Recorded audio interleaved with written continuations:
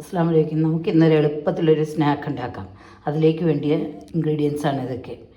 ഇതിൻ്റെ അകത്ത് കടലമാവുണ്ട്, അരിപ്പൊടിയുണ്ട്, കോൺഫ്ലവർ, ഉപ്പ്, സോഡാപ്പൊടി, കുറച്ച് കായപ്പൊടി, കുറച്ച് മുളക് പൊടി. പിന്നെ ഞാനൊരു 3 മുട്ട പുഴുങ്ങി 4ആയി കീറി വെച്ചിട്ടുണ്ട്. പിന്നെ ഇതിലേക്ക് ഇടാൻ സവാള, ഇഞ്ചി, പച്ചമുളക്, പിന്നെ മല്ലിയില, കറിവേപ്പില, ഇത്രയുണ്ട്. നമുക്ക് ആവശ്യത്തിന് വെള്ളം ചേർത്ത് ഈ പൊടികളും ചേർത്ത് നന്നായി മിക്സ് ചെയ്ത് കുഴച്ച് വയ്ക്കാം.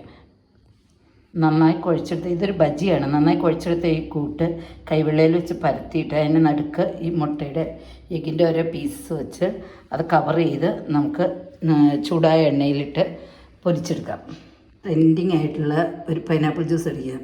കോക്കനട്ടും പൈനാപ്പിളും ഐസ് ക്യൂബ്സും ഷുഗറും എല്ലാം ഇട്ട് അടിക്കുന്ന നമുക്ക് നടിച്ചു നോക്കാം. എൻ്റെ ഫസ്റ്റ് ട്രൈ ആണ്.